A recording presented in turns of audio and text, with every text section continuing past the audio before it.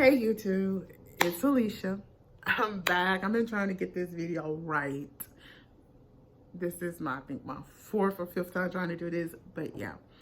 So this is another story time, but this story time I will be talking about some things I have seen since I actually volunteered at my mother's school for 4 years in thing under Dr.R. and I'm going to mention I do have to mention this fight first before I do this other video, because this video I am going to talk about three young men who should be young adults now. Okay, one we're going to call BR, one we're going to call J, and one we're going to call P. Okay, so let me just give you some context set up. Okay, my mother was a teacher for over 30 years. And during that time, for 4 years, I actually volunteer worked in the office, helping the secretary and the secretary slash finance the two secretaries, and mostly everybody in the office, and the nurse as well. And I also played nurse as well. That gave me a chance to do that as well. So I will have to talk about that situation at a later date. Okay. And stuff. So one day, so let me just set up some context with me going down to my mother's room. During the time, we ring the bell about 2:50 to release everybody. Okay. 2:50, everybody who is part of carpool comes out to carpool. Okay, I don't want to be going down to the hall during that time. No. So then I don't want to, and I always try to wait till about 3:40 to at least go down to my mom's room, because that gives me enough time where kids with the early buses that might be running the hall trying to get there, that I won't get bumped, I won't get hit and stuff like that. Okay. All right. Now, so I arrived to my mom's room about 3:40. I leave the office about 3:40. I'm probably about to my mom's room about 3:48. Okay, about 3:48, I'm at my mom's room. My mom has her room computer open. All of the computers are on, and like some of the kids are doing some classwork. My mom's like vacate a computer for me for this day because she needed to log in some grades. And I said, okay, I'm not going over there and just doing that. So I'm just minding my business. My mom's just at the door and stuff. And all of a sudden, I like just turned, and BR, this boy was known of starting a lot of arguments and fights in the classroom, and everybody in the classroom knew him as a snitch. Okay, the reason they knew him as a snitch, because if they do something to him, he will go and lie to Mr. H and say, oh, these kids are messing with them, and then my mother will have to explain to them, no, it's the other way around. Okay, so on this particular day, this just caught my eye. My ears just, I have a long hearing ring. I hear BR arguing with P. Okay. All right. I like turned my head. My mom said, don't. Like, my mom give me this look like, don't look back, and stuff. So he's like profusely like taunting P, and I'm like, all right, he needs to stop. So my mom tells BR, hey, you need to stop. She officially tells him, you need to stop. All right, he wouldn't stop. He kept nudging, and you know how you nudge somebody to fight you and stuff? That's what he was trying to do with P. And I just turned, and the one thing that made me and my mom looked at each other and then turned at the situation, this boy hauled off and I would say, said something that you should never say to somebody in the LBG community. He preferred, and I'm not going to repeat it, but he said the F word. Let me just put it that way. And when me and my mom heard it, I was like, we looked at each other. I'm on the computer like this, and I go, and then we both turned. Next thing I know, my mama comes in the classroom, shut the door. She let a few kids out, go out first, and then she shut that door. P went ham on this boy's butt. When I mean P fought him like he stole something. Then when the boys start trying to get an upper hand on P, that's when P's cousin, who's also in my mother's class, also jumped in. And they both start beating on him. And like when I say they both start beating on, it was like a 2-on-1 handicap WWE match. That's how it looked. Baby, now, you got to picture me at that computer like this, going, smiling, and going, okay, you getting what you deserve. You started it, but they gonna finish it. And like I said, as soon as they called their bus, and they like said, we through with you. They said, we through with you. And they said, that's what you get. And until they said, that's what you get, and you just got licked. And stuff. They said, that's what you get, and you got licked. And this boy started crying. And my mama and I was like, we like, and they did the last bus stop, and he like turned to the door going, I said, my God, I got it. He going, Miss Burn, but come on. He going, Miss Burn, they hit me. Da. I just slammed the door in his face because I'm like, I said, Mama, I do not care. I said, tomorrow morning I'm going to give Dr.R the info what went down. And like I did, I actually did. I gave the principal the info just in case this woman came up there and stuff. And I said, I got this. I said, my mama's not going to talk to her. And she said, so rightfully so. You did this. So I text Mama. I said, don't come up here during your break time just in case this woman comes up here. To my surprise, here comes her and her son. Dr.R said, Liz, is that them? I said, yes, ma'am. And she said, escort her and her son down here and just stay right there just in case he tries to rebuttal or tries to do anything. I said, yes, ma'am. So I led them to the office, and she said, Alicia, actually just stand right here in the doorway of the office. Baby, She said, we don't need the little secretary. She goes, and that's when the principal goes, well, your son's teacher is her mother. So she was down there and she knows what went down. And I said, tell the truth. So Dr.R is like, said she told me everything this morning, and he go, that's not true, that's not true. And I said, really? And I said, let me see what I have seen you do in the past 4 weeks.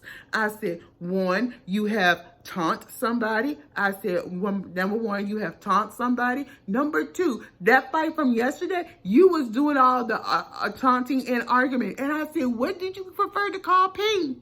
I said, what you call him? Tell your mom what you said. Because if you don't, I'm going to tell her. So he like, he like act like he didn't say anything and stuff. I said, really? I go, really?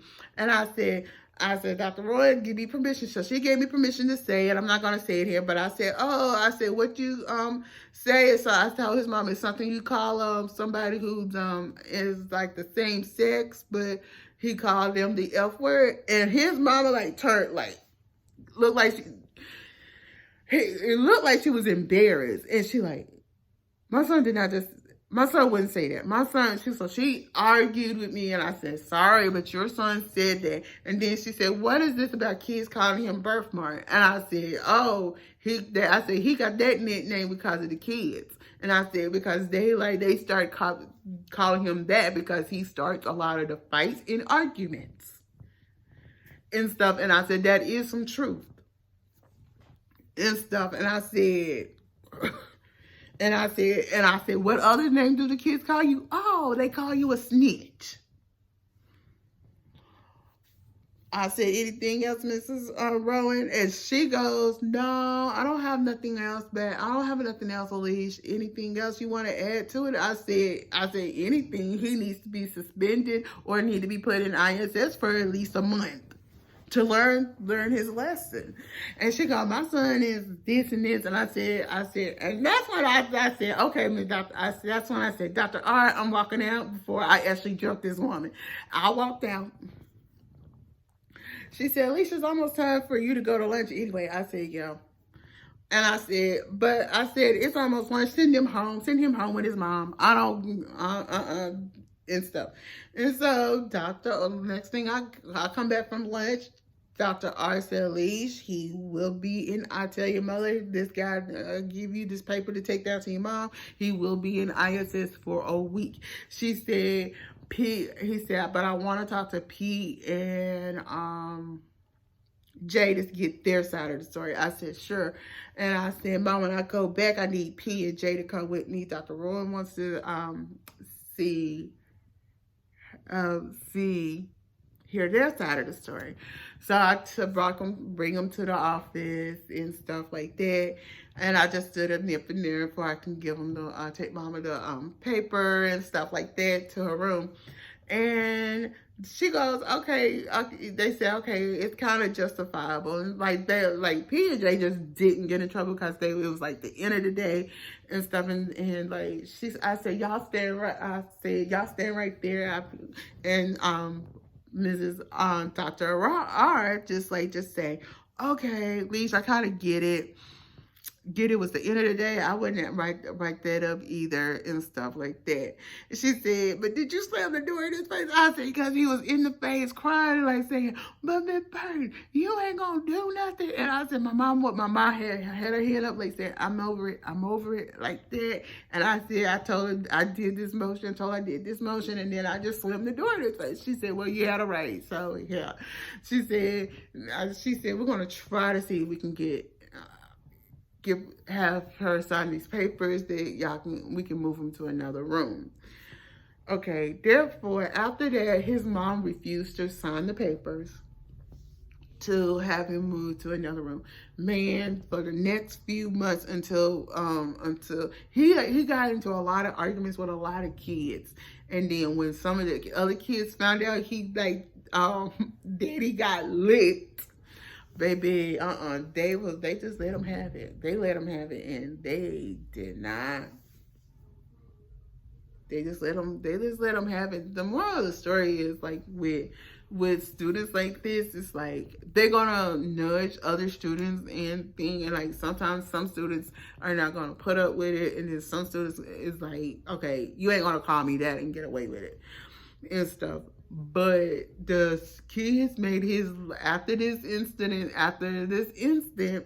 the kids the rest of that semester made not made his life a living, but they like just let him know every day that they hated him. They let him know that they hated him. They wanted him out of the class. They verbally let it be known. We want him out of the class, until school was out. Man, when school was out, the kids brought water guns to school. My mama allowed her kids to bring water guns to school. Okay. The principal said, why you allowing them to bring water guns? She said, I just want to let my kids have fun with like water guns. That's all it is to it. Okay. Nothing of it. Those kids plotted as they begged my mom to get permission to let them bring their water guns to school. These were all the boys. The girls didn't want nothing to do with it. The girls were just wanting to sit around and just have it. And my mom class ended up having a little picnic. Okay, this boy was there and stuff. They had their water guns. They filled up their water guns. Baby, they drenched, as soon as the ring of the bell, they drenched this boy. Because this boy was the biggest problem in my mom's class. I can actually remember it. They drenched him. They drenched him good.